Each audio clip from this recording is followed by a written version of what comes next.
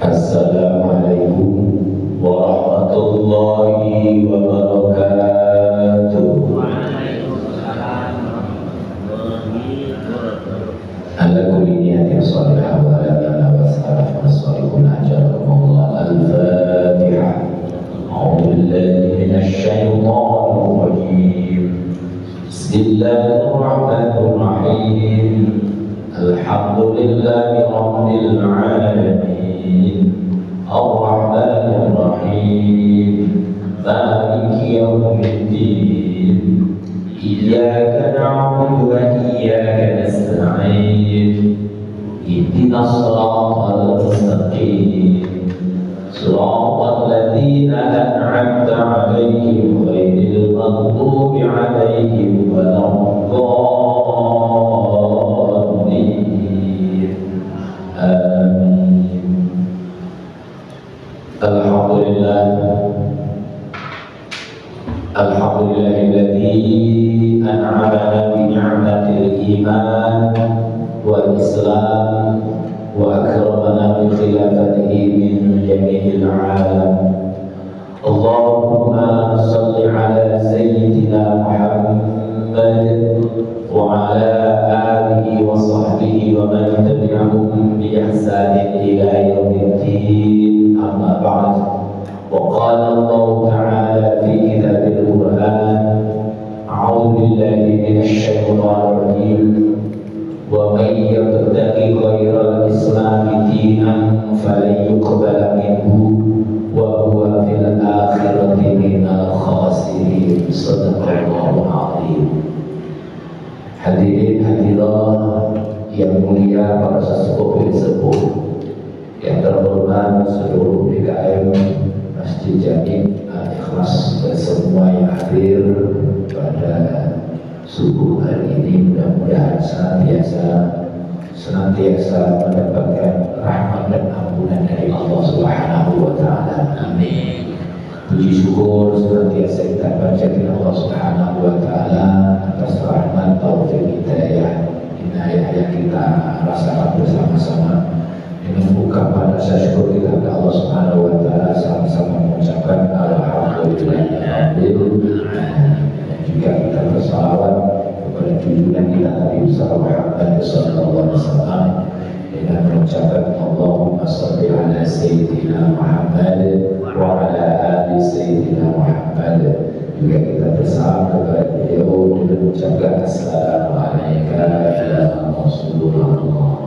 Hadirin hadirat yang dirahmati Allah Subhanahu wa Ta'ala, alhamdulillah setelah kita melaksanakan sholat subuh berjamaah, berzikir bersama-sama, kita akan kaji kembali satu ayat atau dua ayat di dalam Al-Quran. Di antaranya tadi saya ambil surah Ali Imran ayat ke-85, yaitu berkaitan dengan agama yang diridhoi oleh Allah Subhanahu wa Ta'ala. Kalau yang lalu sebutkan bahwa Allah menghabarkan agama di sisi Allah adalah agama Islam, inna dina indallahil Islam, Ali Imran ayat 18. Ini ayat yang ke-85-nya, yaitu agama yang diridhoi oleh Allah adalah hanya agama Islam. Ya Allah firmankan di dalam surah Ali Imran ayat yang ke-85, A'udzu billahi minasy syaithanir rajim. Wa may yabtaghi ghairal islami dinan falan yuqbala minhu wa huwa fil akhirati minal khasirin. Dan barang siapa yang mencari agama selain Islam, maka tidak akan diterima oleh Allah Subhanahu wa Ta'ala, dan dia di akhirat nanti termasuk golongan orang-orang yang rugi. Satu ayat yang kita bahas dengan satu ayat ini, mudah-mudahan kita tentunya di dalam hidup ini kita berhati-hati. Kita berusaha senantiasa harus menjaga agama kita, yang sudah kita pilih menjadi pilihan kita.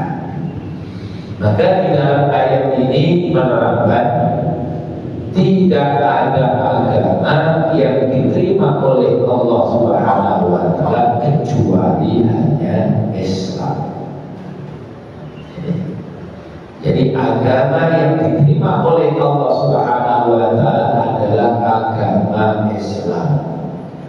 Maka agama Islam inilah agama seluruh para nabi-nabi Allah Subhanahu wa Ta'ala.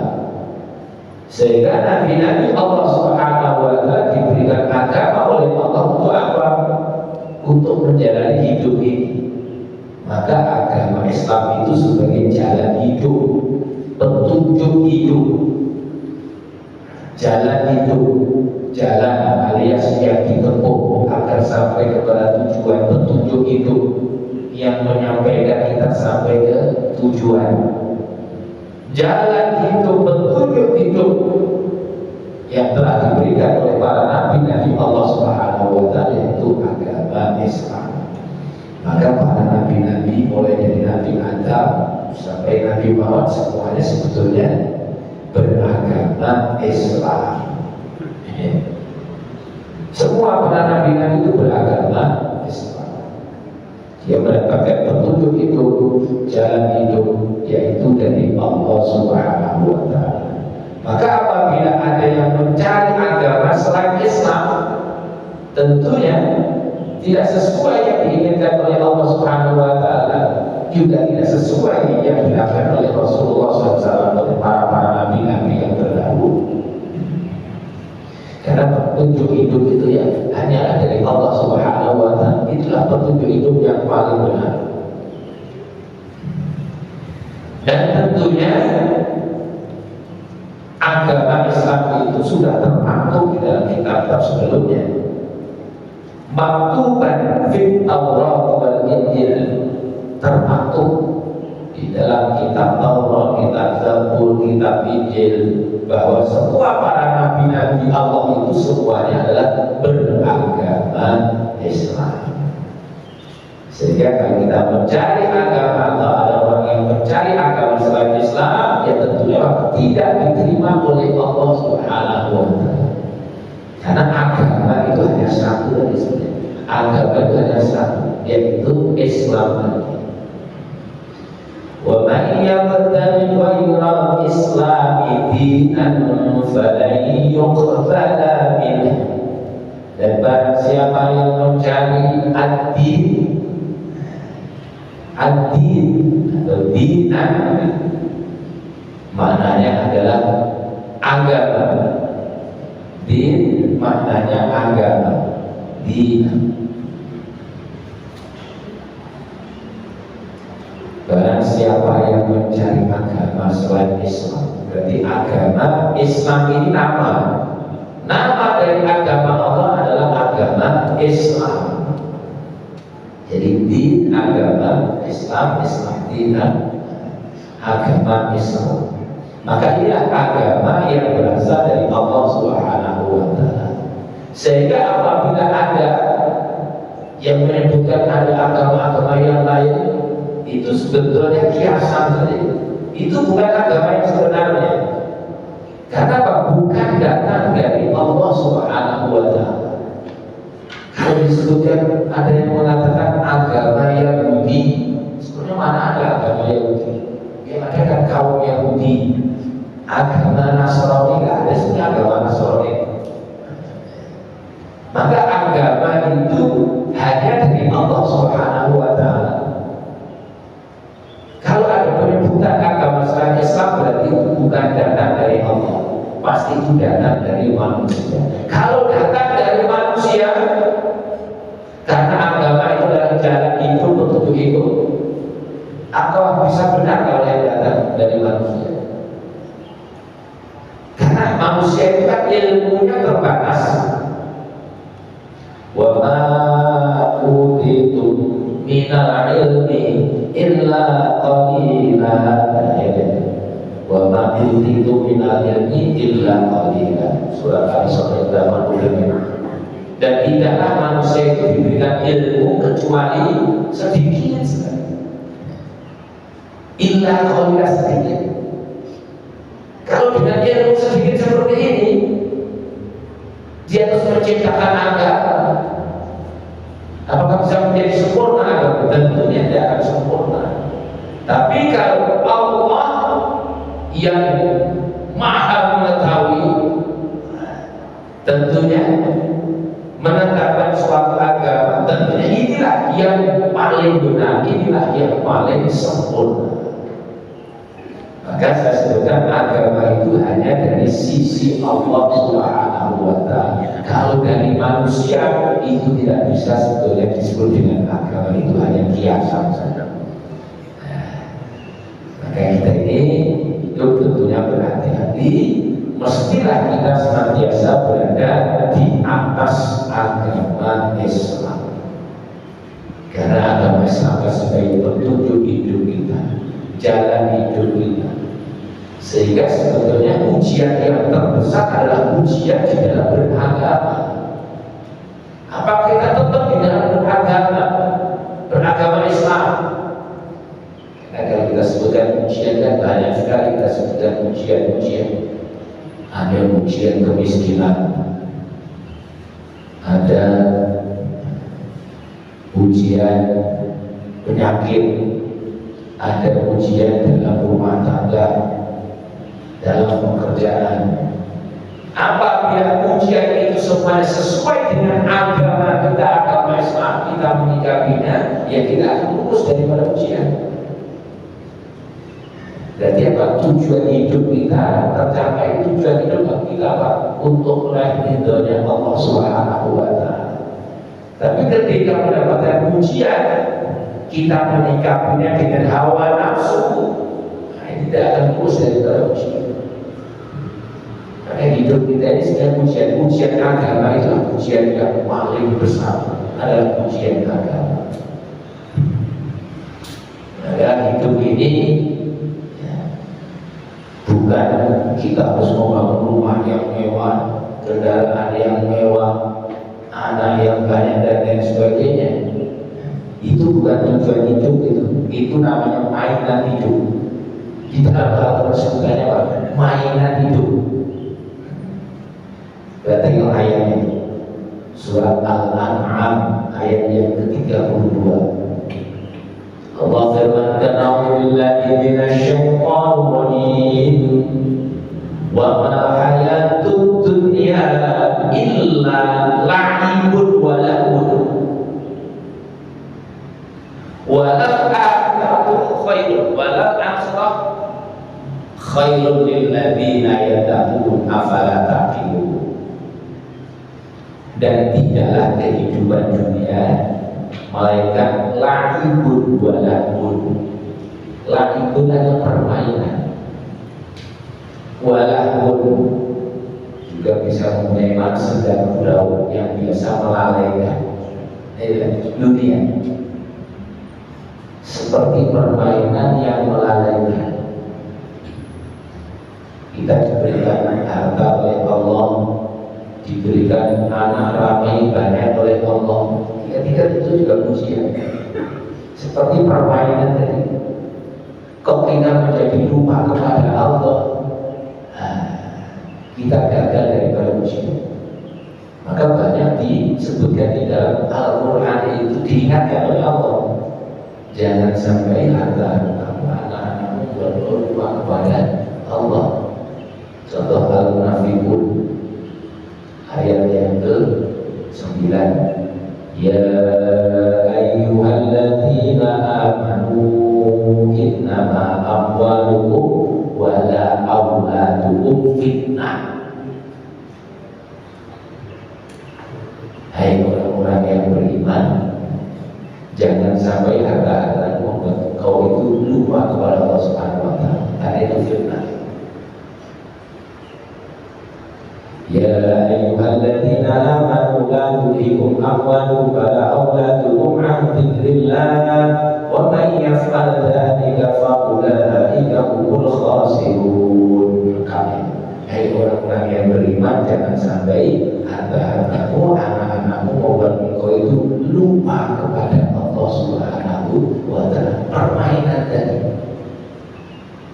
bapak kadang-kadang saking senangnya sama cucu kadang-kadang lupa oh tadi saya berusaha asal. Kita diberikan harta kaya oleh Allah, sibuknya dengan harta kadang-kadang lupa juga kepada Allah. Maka orang yang beriman ini diingatkan oleh Allah. Kenapa Allah senantiasa mengingatkan orang yang beriman? Karena orang yang beriman itulah yang tidak diberikan kebebasan sepenuhnya oleh Allah Subhanahu wa Ta'ala. Kita menjadi orang yang beriman berarti apa? Kita harus siap diatur oleh Allah Subhanahu wa Ta'ala. Maka orang yang bebas itu siapa? Orang yang bebas itu orang kafir.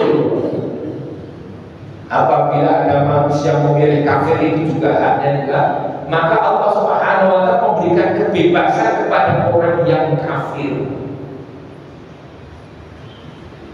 Dia melakukan hidupnya silahkan sesuai dengan kemampuannya, sesuai dengan hawa nafsunya, dan silahkan ibu bapak baca itu.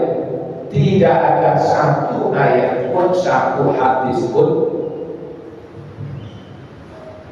yang menyebutkan bahwa Allah Subhanahu wa Ta'ala itu mengatur kehidupan orang yang kafir tadi.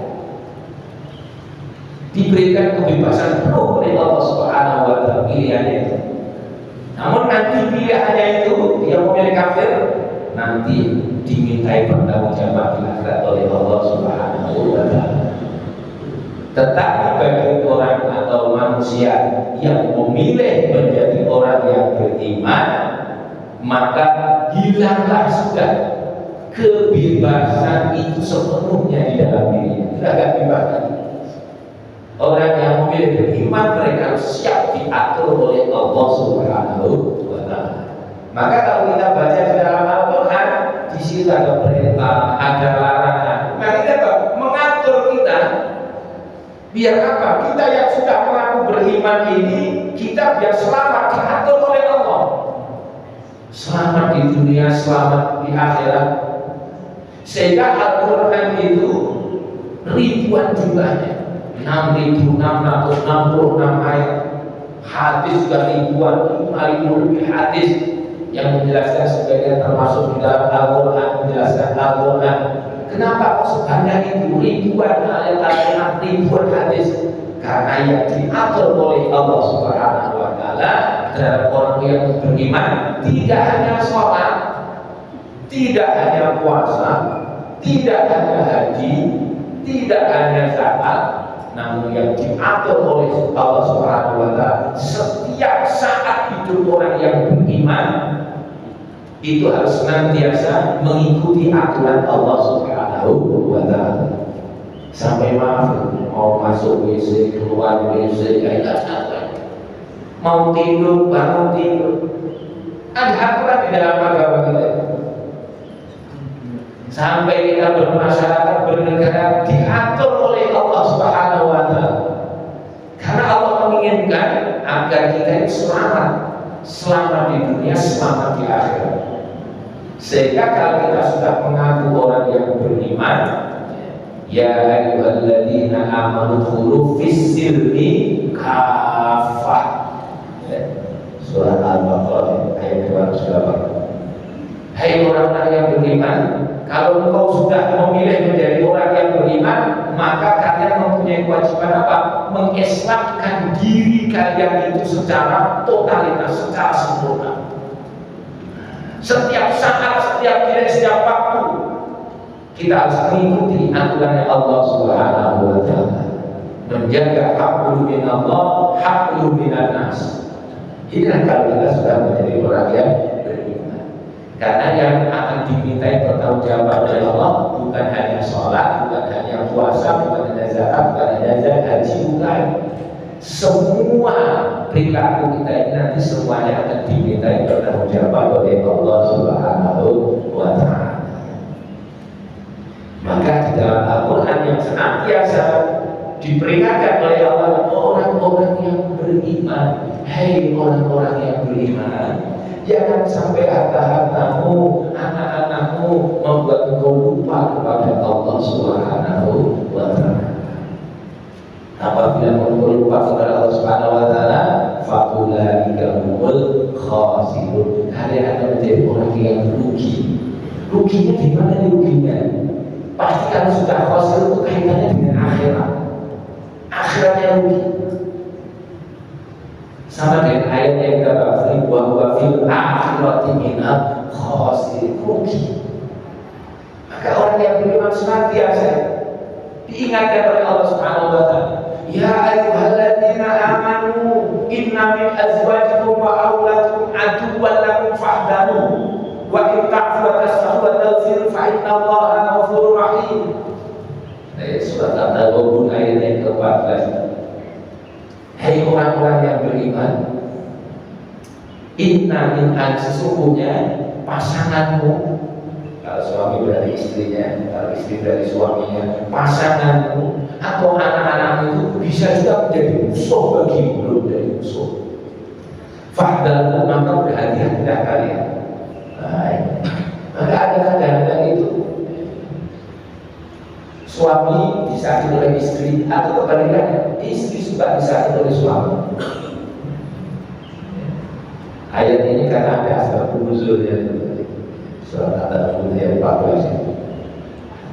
Jadi disebutkan oleh Auf bin Malik yang mengatakan kepada Rasulullah, ya Rasulullah, saya disakiti oleh istri saya dan anak-anak saya, ya Rasulullah.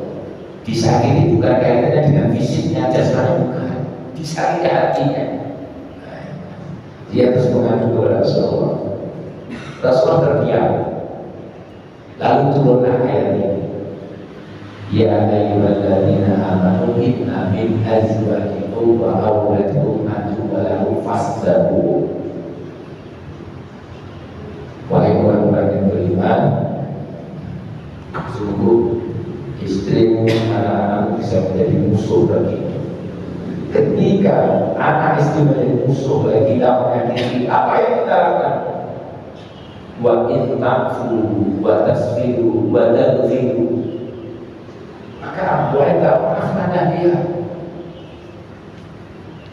Batas pahu kalau dikasih mana juga bebas, itu maksudnya apa? Maafkanlah juga dia.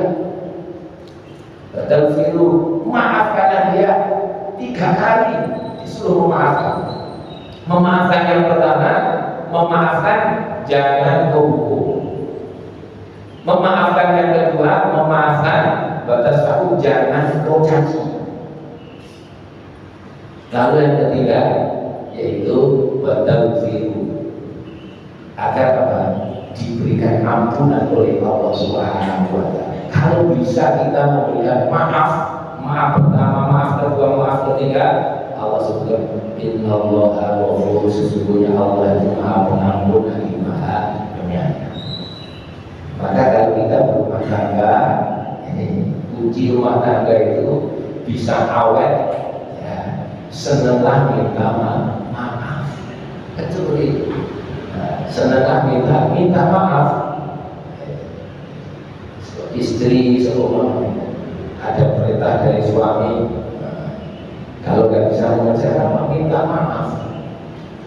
Contoh seumpama dibikinin nasi goreng, seumpama ternyata nggak bisa mengerjakan, maaf terus. Hati sebenarnya pengen mengerjakannya, pengen membuatkannya, tapi ya tenaga kayaknya nggak mampu. Maaf, minta maaf. Karena kalau kita nggak senang minta maaf, biasanya rumah tangga nggak ada yang awet. Maka disebutkan dalam Al-Quran sampai disuruh minta maaf 3 kali, karena itulah sebetulnya yang menjadikan rumah tangga kita itu sebetulnya senantiasa bertahan. Yaitu karena apa? Kita senang meminta maaf. Memang namanya manusia, kadang-kadang ada juga salah, itu ada. Makanya gampang tadi. Atau memang kita nggak mampu untuk melakukannya, maka mintalah maaf. Maka diingatkan oleh Allah tadi, orang yang beriman. Senantiasa orang yang beriman yang diingatkan oleh Allah, yang diseru oleh Allah. Maka kita orang yang beriman harus siap diatur oleh Allah Subhanahu wa taala. Maka ayat yang pertama saya sebutkan tadi surat Al-An'am ayat yang 32, wa ma hayatud dunya illa la'ibun wa lahu wa la darul akhirah, dan sesungguhnya negeri akhirat khairun itu lebih bagus. Lilladzina yattaqun, bagi orang-orang yang bertakwa. Jadi yang lebih bagus apa? Kehidupan akhirat, bukan kehidupan dunia yang hanya permainan itu. Kehidupan akhirat yang lebih bagus. Lilladzina yattaqun, bagi orang-orang yang mereka bertakwa.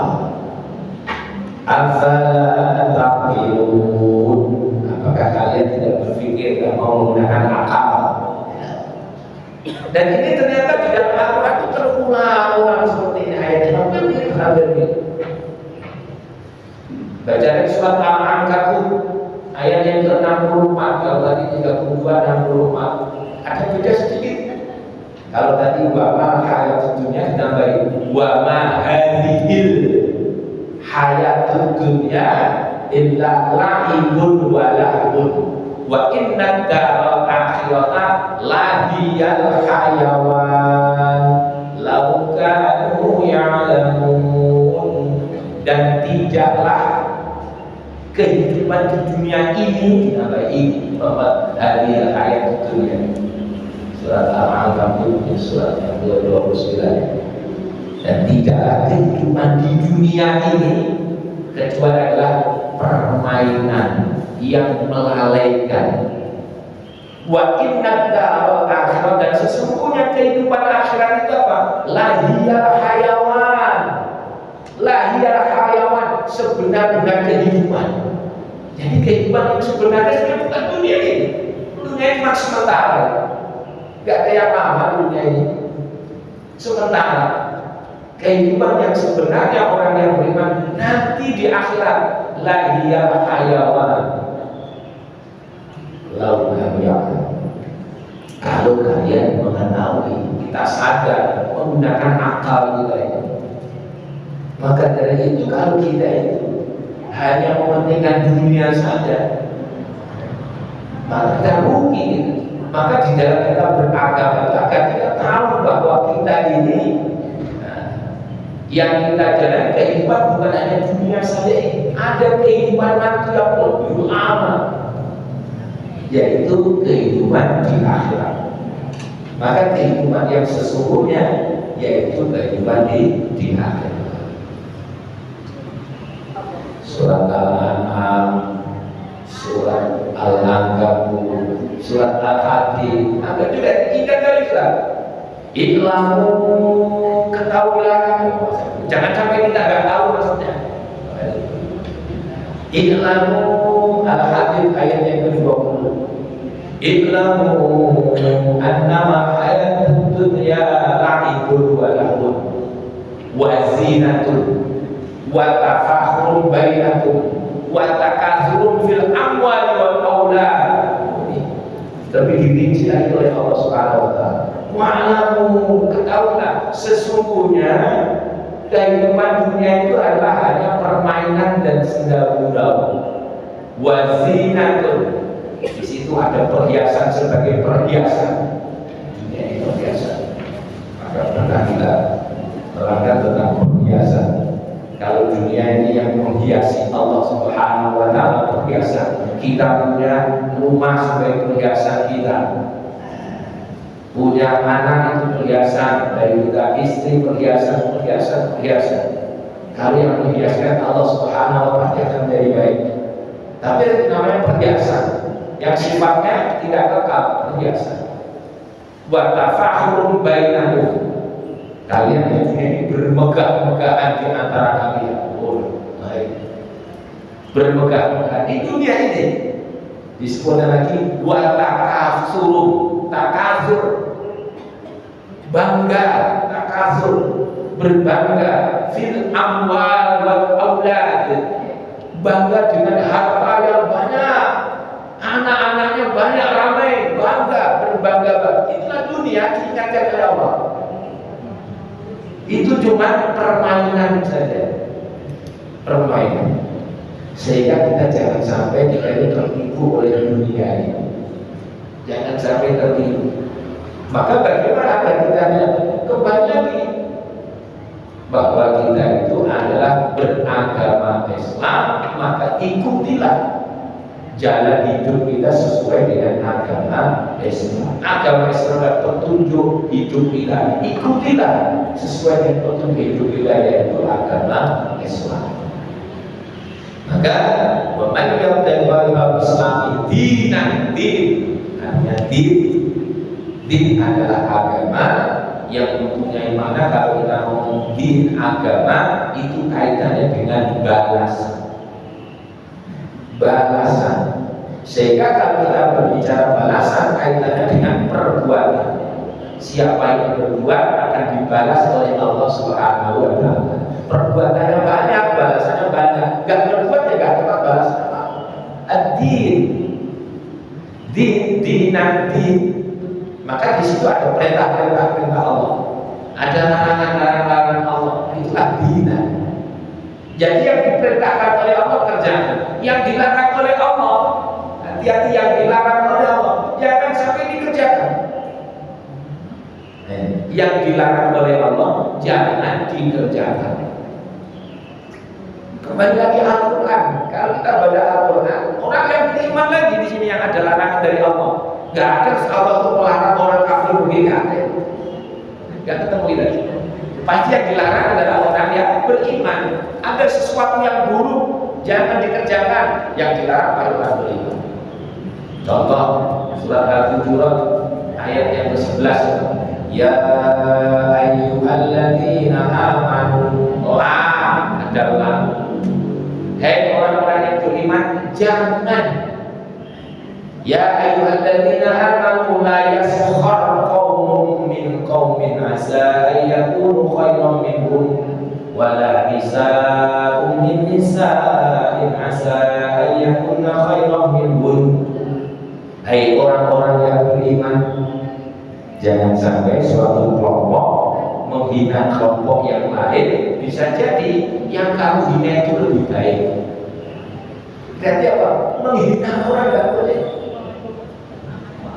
Ini disebutkan yang laki-laki dan yang perempuan.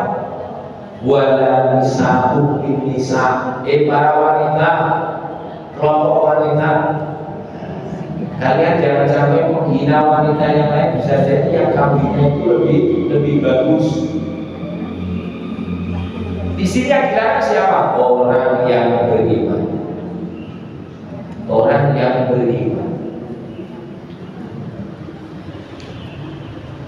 Beriman mereka. Maka yang diatur oleh Allah adalah orang-orang yang beriman. Maka kembali, jadi din kaitannya dengan perintah-perintah, ada larangan-larangan. Larangan Allah. Saya contohkan lagi. Tentang masalah rumah tangga, memilih jodoh. Ini kan kita diatur di dalam agama kita. Memilih jodoh karena hati-hati. Ini berkaitan nanti dengan termasuk banyak sekali yang harus ada larangan Allah. Contoh ayat surat Al-Baqarah 221. Surat Al-Baqarah 221 disebutkan tentang kaitannya dengan nikah. Wala tankihul musyrikati hatta yu'min. Larangan lagi. Jangan kalian menikahi wanita musyrik. Berarti apa yang jelas ini dilarang oleh agama kita. Kenapa ini kok dilarang oleh Allah Subhanahu wa taala menikahi wanita musyrik? Karena kaitannya dengan agama tadi. Apabila seorang ayah nanti punya anak, anaknya kok tidak beragama seperti ayah yang tidak beragama Islam, maka akan putus. Termasuk yang putus apanya? Warisnya gak ada. Jadi gak ada. Ayahnya Muslim, terus anaknya ternyata dari bukan Muslim, maka apa? Anak ini gak punya hak dapat warisan. Sehingga agama ini penting sekali. Biar apa tadi? Di dalam hidup kita ini tidak ada yang berhalang. Ini contoh aja. Jadi kalau menikah silakan menikah apabila sama agamanya. Ini sebenarnya sudah diatur dalam Islam jelas. Kadang-kadang ada orang mengatakan agama itu sama-sama aja, sehingga Sehingga dia mengatakan boleh-boleh saja, ya boleh-boleh saja dia menikah itu, mau beda agama boleh saja. Al-Quran sudah menyebutkan wala tankihul musyrikati hatta yu'minu. Kalau sudah jadi mukmin silakan boleh. Tapi kalau masih musyrik tidak.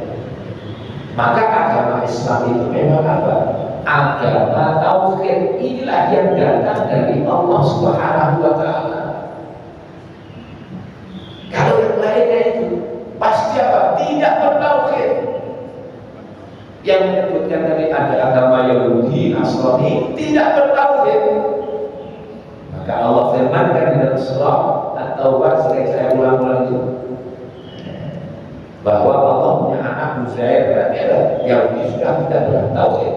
Wa qalatil yahudu Uzairun ibnullah. Berkatalah orang-orang Yahudi bahwa Uzair itu adalah anaknya Allah. Yang berkata siapa? Orang Yahudi. Mulutnya orang Yahudi yang berkata. Itu bukan dari Allah. Allah tidak punya anak. Lam yalid wa lam yulad. Allah juga punya anak.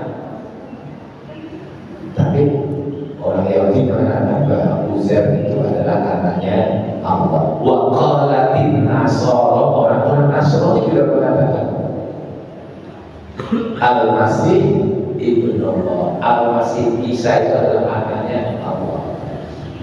Sehingga agama selain Islam pasti dia tidak mentauhidkan Allah Subhanahu wa taala. Hanya Islam inilah yang mentauhidkan Allah Subhanahu wa taala. Maka penting kita di dalam beragama ini. Kita senantiasa beragama, hidup kita dalam beragama, perilaku kita sesuai dengan agama Islam, bahkan mati kita tetap di dalam beragama Islam. Inilah yang kita tentunya diharapkan oleh Allah. Kita sudah menjadi orang Islam, maka mati pun harus tetap dalam keadaan Islam, beragama Islam.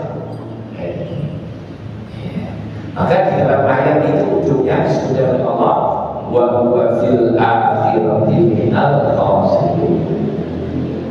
Apabila ada orang yang mencari agama selain Islam, maka nanti di akhiratnya dipuji oleh Allah akhirat.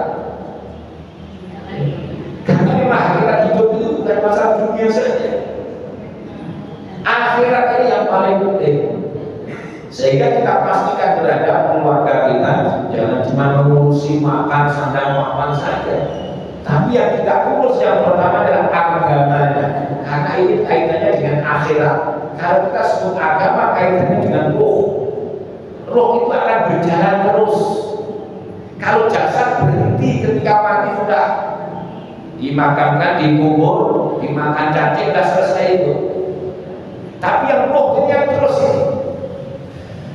Sehingga agama berkaitan dengan roh, perjalanannya roh sampai di akhirat yang kekal selama-lamanya. Maka pastikan agama ini benar-benar tertanam di dalam keluarga kita.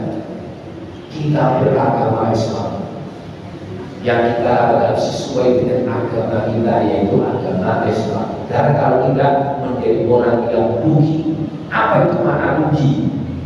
Dulu juga kita singgung rugi. Apa itu rugi? Kawan yang beruntung, ini beruntung rugi. Jadi kita itu telah diberikan modal oleh Allah lahir di dunia. Setiap anak yang lahir di dunia itu modalnya apa? Fitrah, fitrah bersih. Kullu mauludin yuladu ala fitrah. Berarti kan bersih, suci ya. Kalau kita ini lahir dalam keadaan suci, balik lagi kepada Allah dalam keadaan suci, berarti namanya apa itu? Balik modal namanya. Balik modal kan? Ya, punya duit 1 juta buat berdagang. Balik lagi 1 juta, nggak dapat untung sama sekali. Namanya apa? Balik modal. Rugi nggak? Tapi lagi itu balik modal. Ya kita yang diinginkan oleh Allah Subhanahu wa taala, jangan cuma kita itu balik modal tadi, jadi orang yang beruntung di bawah. Menjadi orang yang beruntung. Kita hadir di dunia fitrah suci, Terus nanti kita balik kepada Allah itu kita menjadi orang yang beruntung. Yang beruntung yang bagaimana? Ketika kita kembali kepada Allah Subhanahu wa Ta'ala membawa pahala. Nah, ini yang beruntung nih. Maka dengan kita beragama ini biar apa ini? Jadi orang yang beruntung. Tidak hanya bersih, tidak punya dosa, tidak, tapi kita beruntung gitu. Oh ini ada pahala ini. Pahala kita sedekah, pahala kita jamaah, pahala. Akhirnya kita beruntung namanya. Jadi tidak ada kita bersih saja tetap suci saja tidak. Tapi apa? Jadi orang yang beruntung. Allah Akbar, ini pahala sholatnya, ini pahala zakatnya, ini pahala itu. Itulah di dalam Islam. Sehingga ketika orang itu sudah beragama, maka segala perbuatan baiknya itu semuanya akan mendatangkan pahala. Tapi kalau kita tidak beragama, tidak akan mendatangkan pahala. Tidak akan mendatangkan pahala.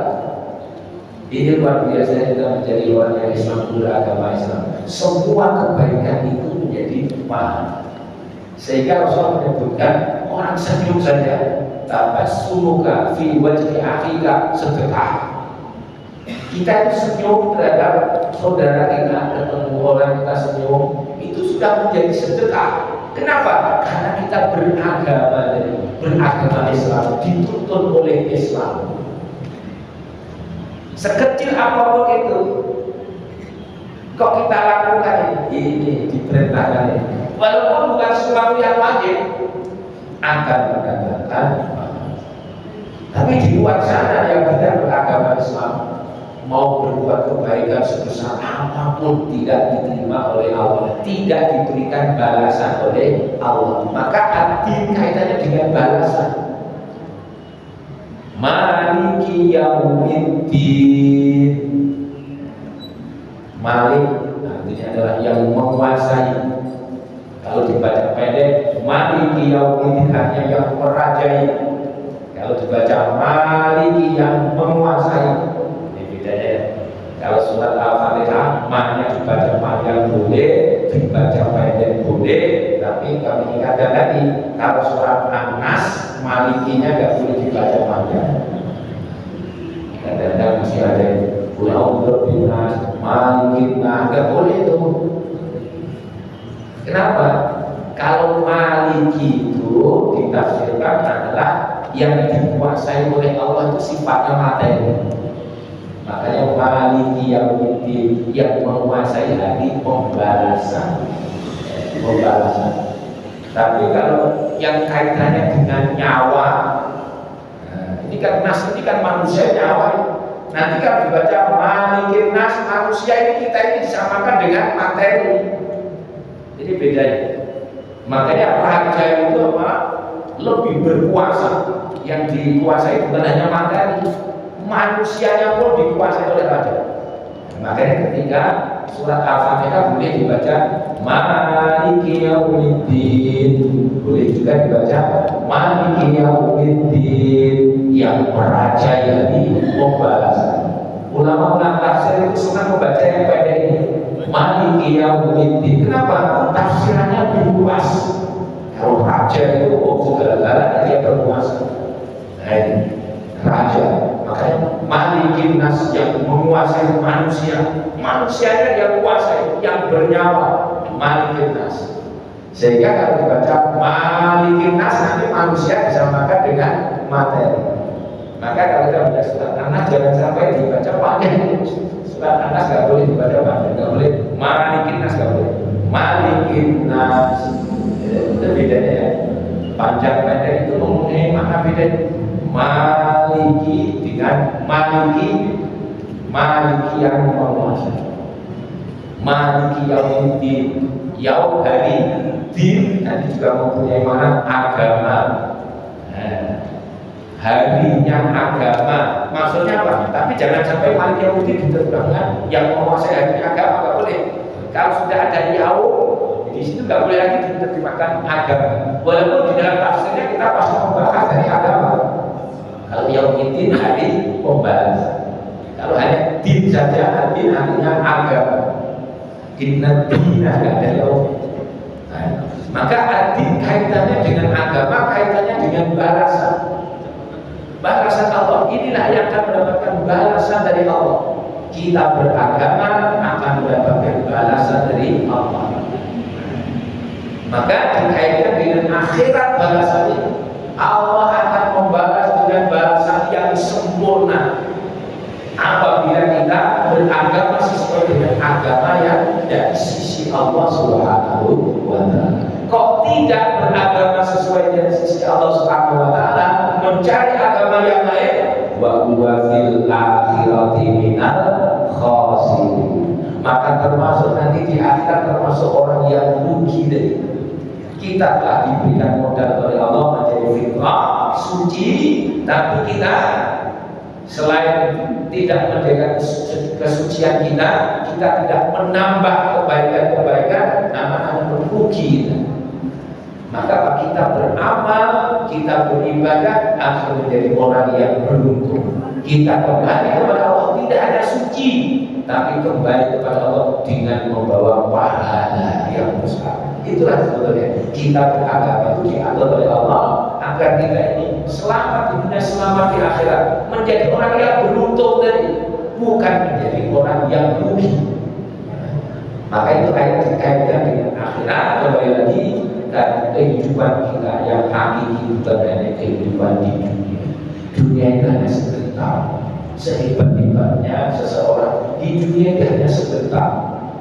Kalau mau diberikan kekayaan, bisa jadi kekayaan, tidak ada yang bisa lebih kekayaannya Nabi Sulaiman alaihissalam. Nabi Sulaiman juga meninggalkan dunia. Kalau mau diberikan susah, kesusahan kita tidak sesusah Nabi Isa alaihissalam. Maka karena cuma sebentar dari dunia, maka dari itu jangan sampai kita tertipu dengan dunia. Kita harus senantiasa berpegang dalam Islam, dan Islam inilah satu-satunya agama yang diridhoi oleh Allah Subhanahu wa Ta'ala. Penutup di dalam surat Al-Maidah ayat yang kedua, di tengah-tengah itu ada ayat ini turunnya adalah ketika Rasulullah Haji Wada. Allah menyebutkan agama Islam telah aku ridhoi untuk kalian. Al-yawma akmaltu lakum dinakum wa atmamtu alaikum nikmati wa raditu lakumul Islam madina. Ini adanya bukan di awalnya, karena awalnya nikmat alaikumul maidah di tengah-tengahnya. Al-yawma akmaltu lakum, pada hari ini aku sempurnakan. Al-yawma akmaltu lakum, bagi kalian. Al-yawma akmaltu lakum dinakum, agama kalian. Allah telah menyempurnakan agama untuk kita. Wa atmamtu alaikum nikmati, dan juga aku telah sempurnakan nikmatku. Wa raditu lakumul Islam madina, dan aku ridhoi Islam bagi agama. Inilah Islam, agama yang diridhoi oleh Allah Subhanahu wa Ta'ala. Maka jaga diri kita, jaga keluarga kita agar tetap senantiasa, yaitu memegang Islam, beragama Islam. Wala tamutunna illa wa antum muslimun. Tidaklah kalian mati kecuali tetap dalam keadaan Islam, tetap dalam keadaan Muslim, berserah diri kepada Allah Subhanahu wa Ta'ala. Mudah-mudahan satu ayat ini, mudah-mudahan kita berusaha mengambil sebagai nasihat, sebagai pelajaran agar kita tetap berpegang teguh di dalam agama Allah Subhanahu wa Ta'ala, yaitu agama Islam. Dengan demikian insya Allah kita akan selamat di dunia kita juga selamat di akhirat. Amin. Demikianlah mari kita tutup sama-sama dengan hamdalah. Alhamdulillahirabbil alamin. Subhanakallahumma wa bihamdika asyhadu an la ilaha